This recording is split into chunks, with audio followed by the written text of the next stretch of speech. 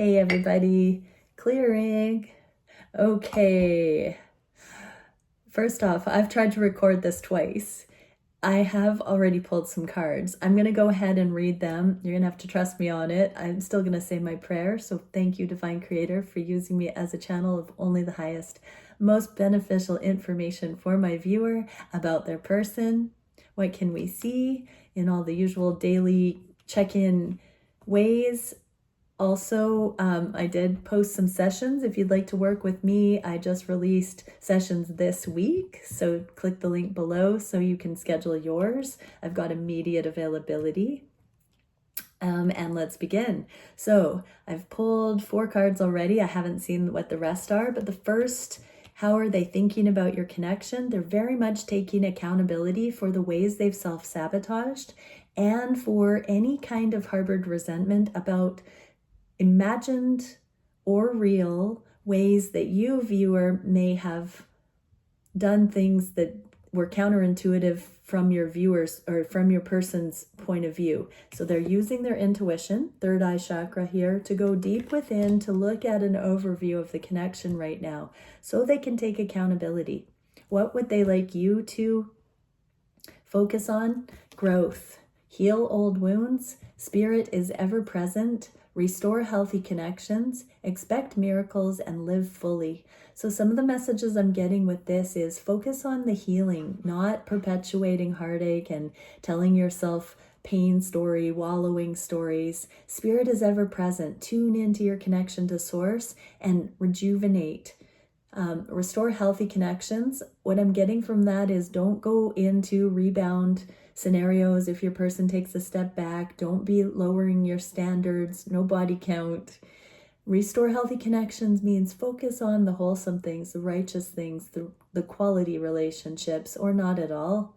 Expect miracles and live fully. So be in aliveness. Don't hold back. Reach your potential. Focus on self. Make your heart and spirit sing. How does this relate with inner child healing? And this is a card of, giving. In this deck, it's giving to 2 equally, but in the inverse, you can't make everyone happy all the time, and you don't need to be friends with everyone. So there are some decisions, and this is a card of mutuality. So your person would really love you to be focusing on connecting with those who offer you a mutual connection, that are on the same page, at the same frequency. Don't engage in anything lower vibrational. Remove yourself from anything lower vibrational. Just as they are doing this emotionally, they are asking you to also meet them in that energy and do that work to continue like that energetic housekeeping while you're out of each other's close orbit. Obviously, energetically, you're still connected, but possibly in the physical, there's some spaciousness here. What can we see for what your person, viewer, is thinking consciously about you? 3 of Cups, so friendship. They're coming back to square one with this basis of friendship and grace. Okay. Being a good friend, you have a friend in me, I heard. The frequency of grace supports our smooth adaptation to and anticipation of life's currents and changes as we evolve towards a higher version of ourselves on the earthly plane, bridging the divine with the human essence. Yes, so your person, viewer, is bringing in this third energy of the divine. They are also really focused on you as such a dear friend and having this grace period right now so that they can recalibrate on a higher level. They want to take their lives to the next level. They want to have the 2 of Cups and then this spiritual, energetic factor coming in that allows to bridge the divine and the human essence. What would they like to say to you as well? Lineage, reconnect with family, honor your physical and spiritual ancestry. The past, present, future are healing simultaneously, and visit your roots. So, this is really giving thanks for your family line, healing anything needed, really embracing the spiritual wisdom that's been passed through your family line. There's a real holy energy coming in, very spiritual, very grateful. It's a healing across unilaterally and across time and space. It feels like a multidimensional grace and balance coming in. There's more to love connections than just, two hot and heavy, lusty things, people meeting together. There's so much more safety and wholesome energy, righteous energy in truly aligned connections. And your person really is feeling that golden glow, the bubble of the potential that's here, the safety that can come in when there's acceptance, when there's healing. How does this relate? So your person is saying, stay the course. The 9 of Wands is like perseverance, fighting the good fight, continuing to go even forward, even when it's exhaustion. It's like holding out for a second wind. So there's something here that your person really wants you to create a foundation within your family group, your friend group, while your person is focusing on bringing in more of a spiritual connection to source, more of a channeled way of living. They want you to be very grateful for where you've come from, for your roots, for your, the spiritual conduit or rite of passage that you have come through as a soul in human form. There's something about this divine with the human essence. Your family line has been the vehicle that you've come through from the stars into this incarnation. Your person is very much accepting the spiritual aspects of those constellations, family dynamics, and that you've become who you are because of your way of incarnating, and likewise they have as well.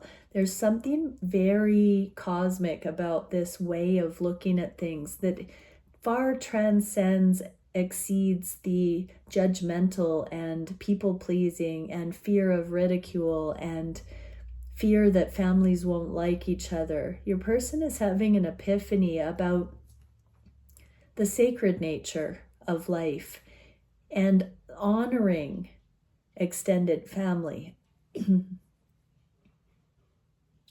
Beautiful. I'm getting one more message. If we don't have love within our own families, we don't have love to give each other. It starts with setting the stage and learning the love with everyone that we have in our circle. Your person is having healings in their own family as well, and they're seeing generational things, they're seeing imprinting that has held them back, fears that are no longer necessary to hold on to, and they're wishing you the same is what I'm seeing. What can we see for how your person is viewing the connection on the heart space? Strength.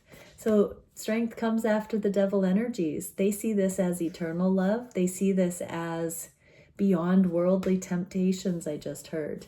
And curiosity. The frequency of curiosity supports our intrinsic inquisitive nature, which is the necessary driving force behind any growth and evolution. So yeah, curiosity killed the cat, I just heard. But, we're not meant to, I'm getting a Garden of Eden analogy with the devil and the temptation. When we have been curious about the knowledge of good and evil, and we've come through the temptation, the immaturity, the uncertainty, the lack of discernment, and we can start choosing righteously for ourselves, we can be grateful for curiosity because it lends itself to a vast human experience. And we can be brought back into our divinity if we forgive ourselves for that curiosity that's designed to be included in the dualistic nature of this dimension.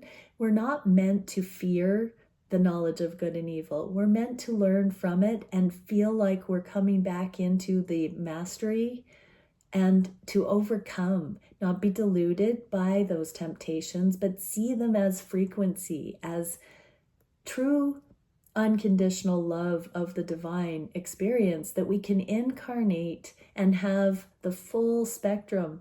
Anything we can imagine, anything that we want to believe or focus on, we can bring into existence in some shape or form.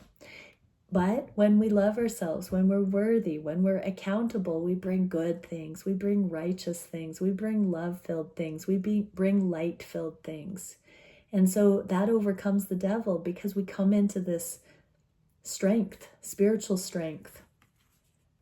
But curiosity, we can keep growing. It's infinite. We can keep enjoying. We can keep deepening our ecstatic experience of life and love.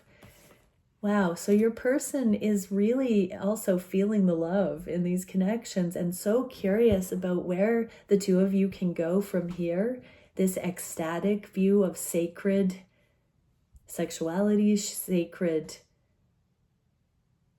connection, sacred living, sacred manifesting together, finding somebody that's on that page that really wants to get to the good part. What would they have you say or have you know? From the ashes. So that's a phoenix type of energy.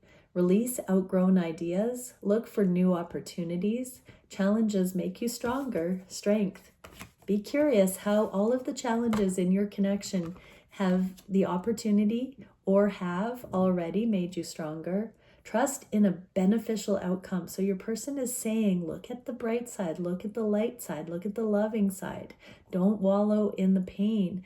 So your person is overcoming this 10 of Swords misguided energy, and they are very much wishing that for you. Anticipate breakthroughs. So your person is having epiphanies that lend themselves to totally new ways of relating in this connection that are safer, more joyful. Heal old stories. So it's time to let go of the past. Your person wants you to let go of all of the things that fell short from the past. Wipe the slate clean, because, and be curious, how can things exceed expectations, exceed where they have been so far? What would it take, viewer? Stop this video and ask yourself those questions. Take a moment and really ask yourself those questions. Do the inner work. Yeah, so this is a deep inner foundation, a deep inner inquiry. Be curious how you can bring more strength, more overcoming those illusions and devil energies into your life, viewer. Your person is very much catching stride with self-development here and self-awareness. They're really looking at their own accountability right now. This is where mutuality can kick off. What can we see in the heart space for how your person is viewing you? Oh, Ace of Pentacles. They are ready, willing, and ripe, I heard, for this new beginning in the physical. So a totally new way of relating and interacting and bringing in abundance. Oh, that has to do with kindness. Yes, please. The softness. So sometimes masculinity, for instance, is associated with a lack of kindness, more stoic, cold, more rigid, analytical. But kindness isn't not masculine. Kindness is human. Kindness is divine. It's a bridge. It's a beautiful bridge. So your person is realizing they can be kind. They don't need to be so hardened. It's not healed masculinity to not be kind, to not show heart, to not be tender, to not be genuine or authentic. Now, viewer, flippy floppy that if you need to, but kindness is coming in. And so you have to be receptive to the potential that an even more flowing, beautiful sense of kindness is this new beginning coming in. And your person wants to meet you in that energy. So if you are the masculine watching this, it's, your feminine wants to shower you with kindness, but not love bombing. They just want to give freely. It hurts your feminine to not be able to give kindness and for that not to be received, and vice versa. Masculines, it feels so good for you to be kind, because that is one of the most loving ways you can approach your feminine. What would your viewer like you to know, viewer? I mean, what would your person like you to know, viewer? In this sense, guidance, listen, trust your inner knowing, connect with your intuition. You are protected. So it's okay to drop your guard and give and receive kindness. What regard? The two shall be left standing. So there's a mischievous up to something here. So viewer, your person has a plan. They're looking for this truth. This person is grabbing one sword, and there are the two of you standing here. So your person is going to let something out of the bag soon, is going to share something, is going to come up with something or say something to you when you don't expect it. It's like you already know something and they're asking you to listen to your intuition, but you are protected. Right now, they're devising something that's going to really impress upon you that they have put some thought into something here, that they are going to approach or say or message, communicate. Swords are communication. They're going to communicate in some way. Can be energetically, it can be, any way that someone could make contact. There's a kind offer coming here. And that is on the heart of hearts. Like, you deserve it, viewer. They know that you really deserve their kindness. It feels really good for your person to offer you kindness. What can we see for what your person is wishing to manifest here? Judgment and sensitivity, both in the inverse. Judgment is awareness. It is seeing things clearly. It can be second chances. So your person just wants to keep seeing things more accurately and more fear-free.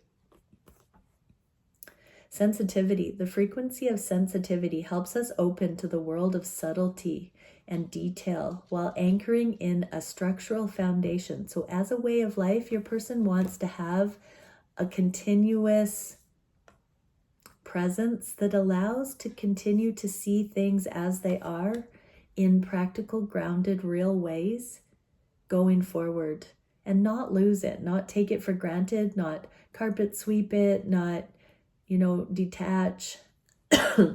They want it to be a way of life, thus supporting us to become more fully multidimensional. So they want to expand consciousness and be sensitive to the ever-changing dynamic and climate of your connection and life, aliveness. They want to be in this. What would they say to you? Passion, find your bliss, release shame, heal emotional blocks, explore sacred sensuality, live passionately. So they want to have a zing. They want to connect sensually. They want you to honor your sensitivity. They want you to not tell yourself you're too sensitive. They want you to embrace the subtlety. They want you to be aware of that. They love that you are aware of those things. Now, when there is the runner-chaser stuff in aligned connections, truly aligned connections don't really have that, I might add. When we're developing that sensitivity, we might have karmic scenarios or some tension in the beginning stages of aligned connections. But as we embrace it more and more and the fear is released, we can have more sensuality in that sensitivity because there's no shame in it. So the difference between really living in that energy of aliveness is releasing shame. And so, explore sacred sensuality. So study Tantra, look into what that is. I did recommend a book recently called Playing with Fire, A Spiritual Guide to Intimacy by Winters and Pierce. That might be a good one for people to check out.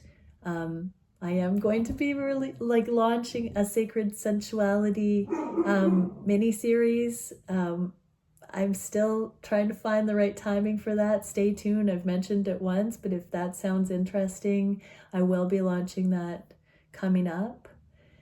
Okay, so your person wants you to feel the passion coming back in a sacred way. So really paying attention to your senses and not taking your mundane life for granted. Stop and smell the roses. Feel light feelings on your skin. Taste delicious food. Be present to experience things that way to the fullest, not devious, rebellious things, but delicious experiences of life. And in what way? Yeah, use your full intuition to delight your senses, delight yourself, bring your own passion back in. Just like happiness is an inside job, so is fully living, and your person wants you to fully blossom into who you are meant to be, your likes, your dislikes, your preferences, your bliss. They want you to get to know yourself that way right now so you can compare notes when you come back together on a new level. What is your person's actions? What are they thinking about? Seven of Cups, they've got so many potentials in mind here. And commitment, wow. The frequency of commitment supports our ability to devote ourselves in all aspects of our being and with unwavering belief. So they're feeling into what they can get behind, what they can most commit to, what they can most dive into wholeheartedly here. So they're in an active exploration. I really feel like they're also looking at what their preferences are, what their sensual and sensitive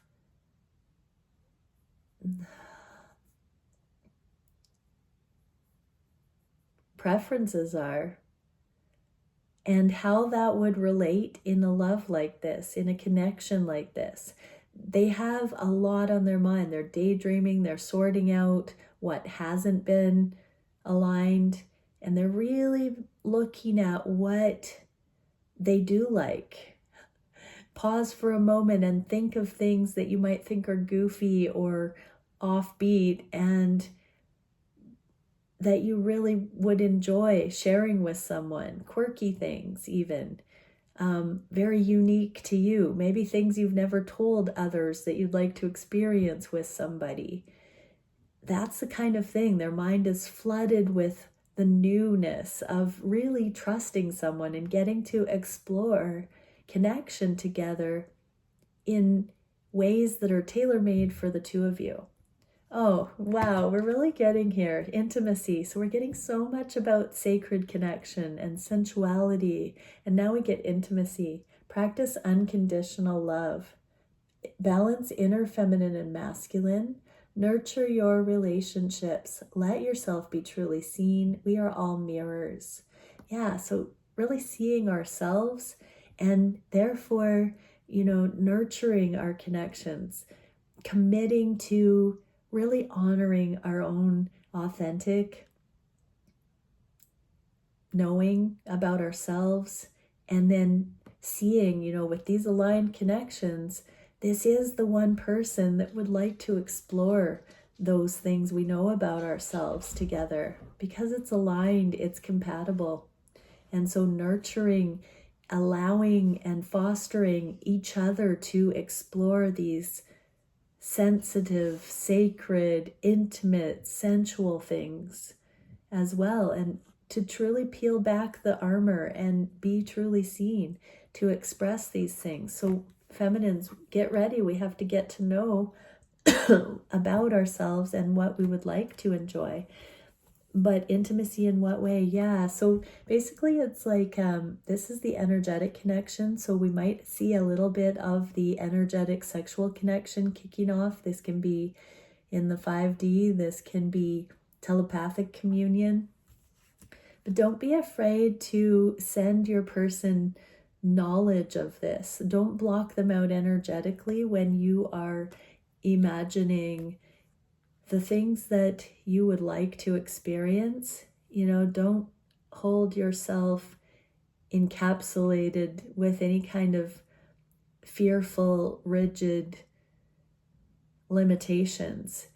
You're safe to really own the ways that you want to commune, sacred ways you want to commune with your person.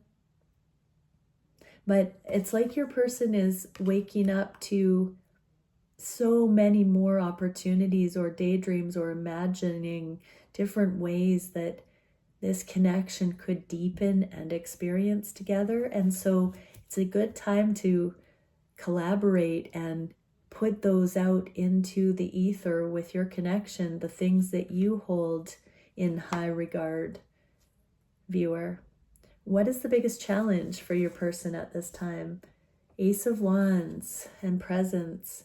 Ace of Wands is the most phallic card. It's the passionate new beginning. It's in the inverse, so it's like it's not quite time, but presence. The energy of presence supports our ability to focus our full attention and stay in the here and now. So it's coming when there will be full ability to focus into these connections and into the sacred sexual experience. Even just being in presence, you know, including the romance and the sexual energy, but also just being in full presence and caring for this beautiful counterpart. Yeah, full attention. So it's not contrary to any aspect of our lives. We're seeing such a beautiful basket being woven of extended family and connection with our ancestry and our roots. There's so much healing in today's reading. What would your person like you to know? Liberation. You are free. Let go of limitations.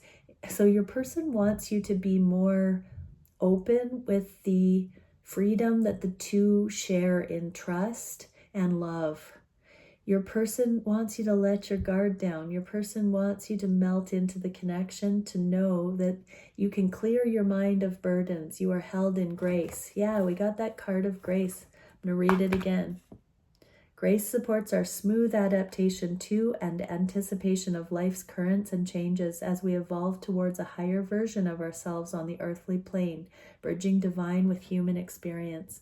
So your person wants you to bring in the tantric, the sacred sexuality, and take the burdens out that block us and hold us back from fully giving in to the moment and the pleasure and the ecstasy with each other in those intimate times.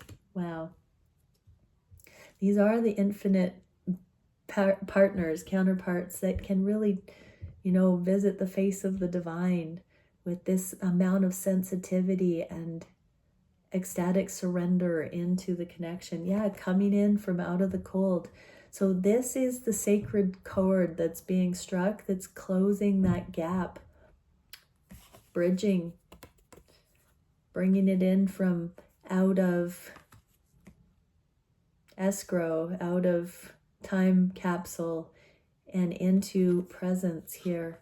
So these connections have not been able to come together until both were focused on the sacred, not just the flesh, not just the divine, but the bridging of the two. The grace, when we remove ego from it, when we remove the devil energies and illusion, we have this grace, this bridge, connection. What can we see for the solution to this challenge? Wheel of Fortune. So in divine time, exactly when both are focused on the love, the trust, the Wheel of Fortune can turn. Whoa, and fertility. Fertility invites us to be more open, more courageous, more creative, and more joyful than we were before. So if your connection has gone through a period of disconnect, the key is to be bringing in more courage, more creativity, more joy than you did before. So whatever healing you need, ask yourself, what would I need for courage, creativity, and joy to be more present than it was in the past? What would I need to give myself right now to believe that was possible? And what would I need to see from my person to experience more of that? But more importantly, you know, your own standards. But you do need to know what it would take from your person's side for you to come in better than ever. It activates the potential for something beautiful to grow from our consciousness into a new and grander expression of ourselves. So there is something coming, and we are designing it by knowing what the very next thing could be that could balance out any of the distance between. What does your person want you to know? Emotion. Practice radical honesty. So no sugarcoating, but no fear-based stuff. Just own it. Just know it. Accept it. Self and other. Speak your fears and hopes. Your actions impact the world.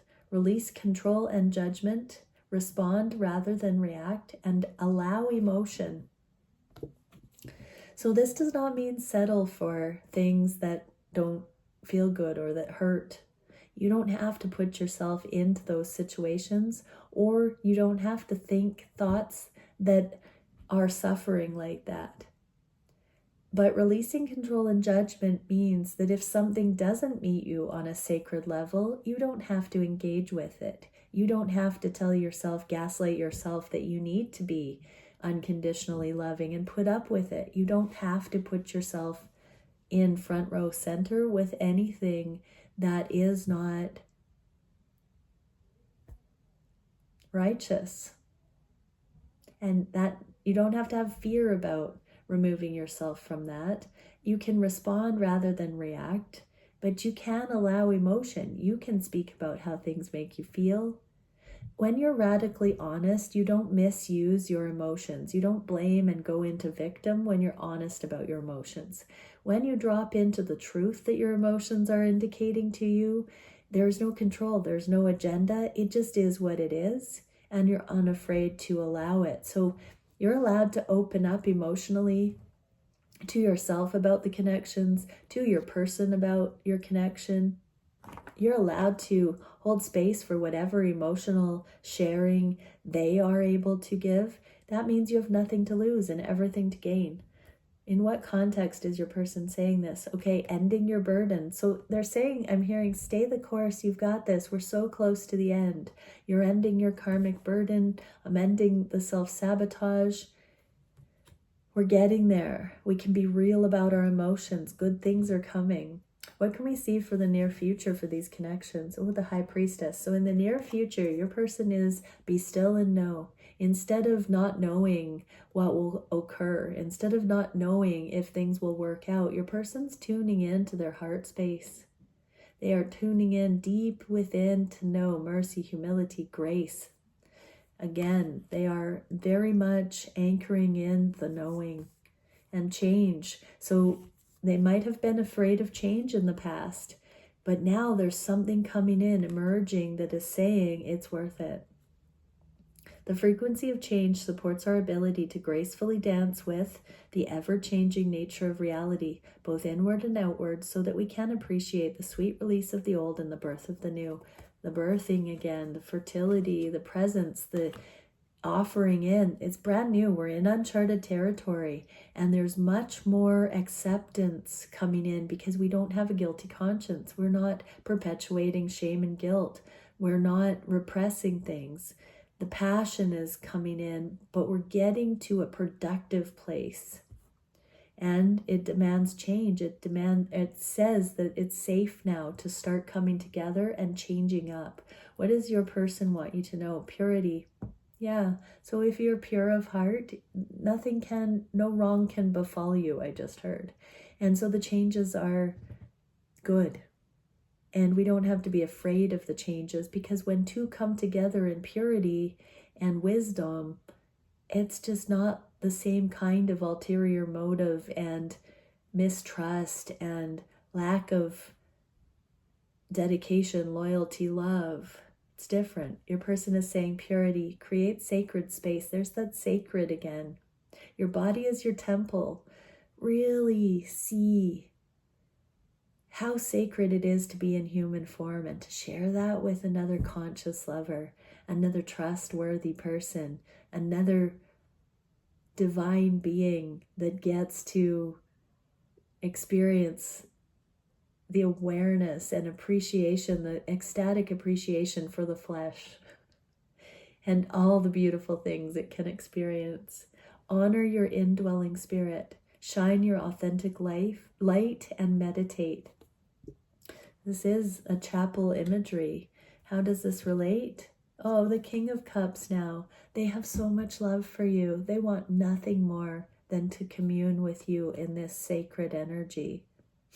So keep focusing on these good things to come. You ain't seen nothing yet. Changes are happening. We are in the eclipse season, and things are going to be so much different by the end of November. Just you wait. As these days unfold, it's not just going to happen instantly at the end of November. There's going to be some really beautiful things happening every single day as these eclipses take out what is not for us, and we have spaciousness to start seeing the things come to the forefront that will become more and more us going forward. All right, many blessings, everyone. Bye for now.